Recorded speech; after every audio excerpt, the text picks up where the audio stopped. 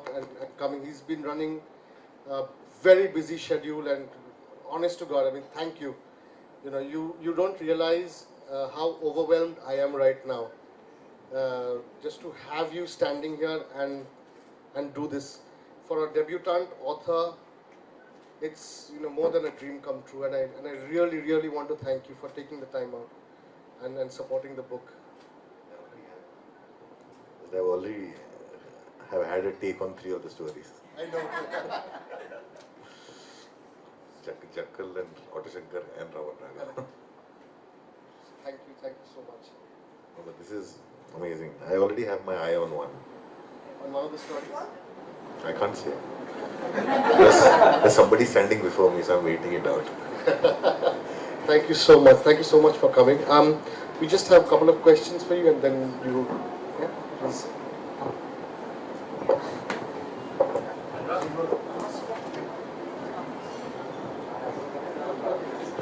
Check. Okay.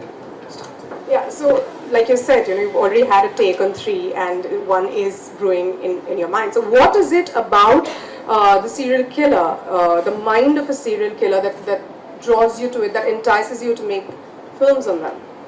It's always the inexplicable. You don't understand what makes them the way they are. And that's what is very interesting, because it's almost like you can't make sense of it. The most incredible thing is you just cannot make sense to it. The logic, the intelligence, no kind of reasoning works there. It just is. And that is what is scary about them. But when it's a piece of non-fiction and then when you have to fictionalize it, what are the challenges that you face when you have to fictionalize something that has already happened and something so macabre? No, you don't need to fictionalize it, but the thing is sometimes the circumstances force you to fictionalize it. Because I genuinely believe that the truth is stranger than fiction. It is. Because fiction still is created from a mind that is still trying to think when it's within its limited capacity. No, but I've seen Panch, and I've seen it. Panch was inspired by the Jackal case. But by the so how did you fictionalize that? That is because when I was writing Panch, and I was working on the Jackal case, I was told you can't make a film without music. My first film, so I was like, okay, fine, I'll make them a boy band. And so the serial killers became musicians. But was that the only fiction? No, it's not that. Even the music band thing was not fictional. It was also based on the band called Greek, which existed at that time, and it was based on their struggle with the system, trying to do what they were doing in the rock scene. It was an underground band. So I took 2 different stories and married them together. When I was writing Raman Raghav, what you're saying is that it doesn't make sense at all. Sense. Raman Raghav's story is. Yeah, Raman Raghav, the real story is. Yeah, where do you even begin? Is very. It's one of its kind. The original Raman Raghav story. It's not like Otoshankar or not like anything else, which still has some kind of a motivation. Yeah. You know, the Raman Raghav story is very strange, and nobody wanted me to make that film, so I made Raman Raghav 2.0. But the thing is, we still borrowed some elements from the original Raman Raghav. With his sister relationship, everything we borrowed from the original story. Yeah, because it was just one guy who came, nobody knew about. My thing is like, if I can't make that, then I'll do something else. But I kind of invoked Raman Raghav to address a lot of other things that were surrounding us. AB, so when I read AB's stories, his writing is extremely visual, sucks you into that world. How difficult was it? Was it a natural progression from Southern India? What were the challenges that you faced when you were writing? Okay, so I think when you're talking about the visual element of the stories, it was a very deliberate attempt.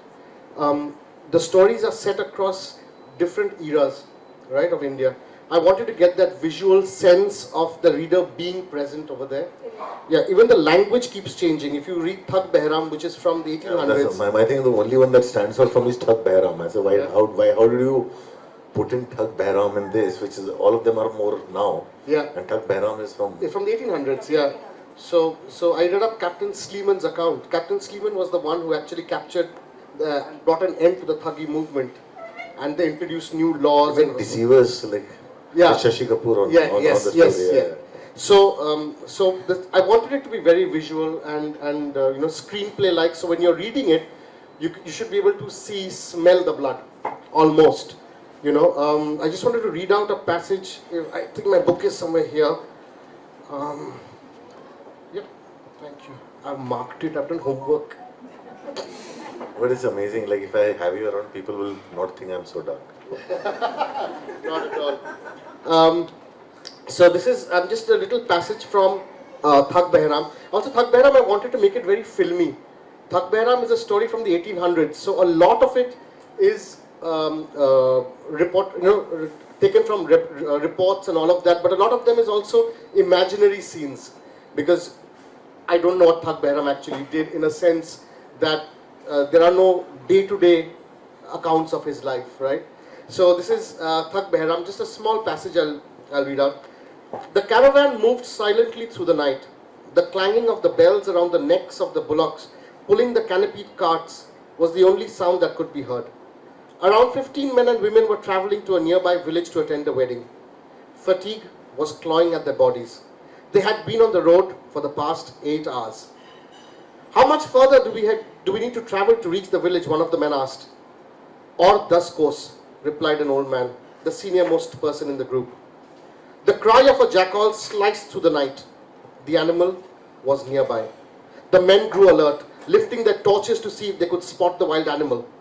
Suddenly, the leader of the caravan halted his cart and put up his hand, signaling the others to do the same. Men, arm yourselves, he yelled. 2 of the 7 men in the party pulled out daggers from their kamarbands. They were carrying these to protect themselves, having heard about a dangerous group of dacoits prowling in the area. But what they saw instead was one of the victims. In the middle of the road lay a man who was groaning in pain. They left me for dead. They robbed me of everything. Water. Please give me some water. The men helped him lean against the wheel of one of the carts. After drinking his fill, he narrated his story. His name was Sukram, and he had been traveling with his wife. They were headed to a nearby village. He was poor and hence traveling by foot. A gang of dacoits pounced on him, looting everything, including his wife.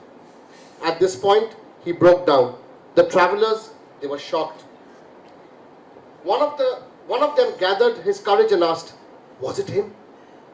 Sukram looked up and whispered, as if he were too afraid to even say the name out loud. Yes, it was him. Thak Behram. At the mention of the name, a shudder ran through the crowd. The women inside the caravan who had been eavesdropping began crying. How did you manage to live? He kills everyone, a young man asked. Sukram got up slowly and said, how can Behram kill his own self?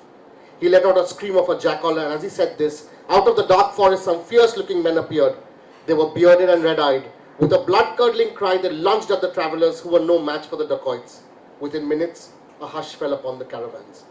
So this, I tried to be as, visual as possible, and so. But what it left me as a reader when I was going through, through the book was. I was shit scared. Yeah. It just scared the daylights out of me. Like, it was like, you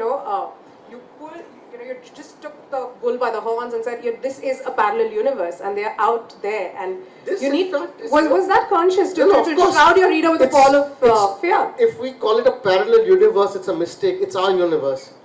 Shit is in this world. We imagine we are living in an Enid Blyton, once upon a hillock there lived some elves and dwarves, and it's not. And they lived happily ever after. Yeah, they don't. It's a shitty world. It's a scary world. They are all around us, and I wanted the readers to realize that, and that's what Savdhan India has done, producing it for the last 7 years now. I realized that people seem to say, the bad always happens to other people. It can never happen to me. And that is completely a misnomer, because it can happen to you. And I really wanted to make the readers scared. Yeah, I mean, I keep breaking the fourth wall. If you read the story, you'll realize I keep directly talking to the reader, saying, guard your children. They are not safe. There's a story of Darbara Singh. He was a migrant killer, right? So he just killed migrant children. He just used to take kids, rape them, kill them, and as a parent, I was really scared, you know, and so I write it over there in the book saying, please, if you're sleeping with your children tonight, hug them tight, because they are safe and sound beside you, you know. हमारे ज़माने में we could go out and play. No, I'm saying if you go by the data, the number of children that disappear is so Yeah. much more, and nobody knows where they're gone. Where they're gone. You know, हमारे time पे we used to go out and play in the gully and no one bothered. You know, we could just play. And now you can't even let your child out in the, you know, in the gully or in the compound. You don't know if they're going to come back or not. Yeah. It's true. It's true. Ironically, a lot of cases also happen in the 70s and like you know when we. No, there were a lot of 80s. 90s and even the last 10 years. There have been cases. The beer man and the stone man have happened recently. You know what they say? They say only like 10% of serial killers in the world have been found and discovered. So there could be a serial killer residing in. Just needs the It's little. us. Right. Okay. You need to go or you okay? You need to go, right? Okay. So before you leave, I just want to present you with. I grew up in Kalimpong. Yes, this too. I grew up in Kalimpong, so it's a tradition there that we present Tibetan khadas. So Iram will present you the Tibetan khadas. Hide.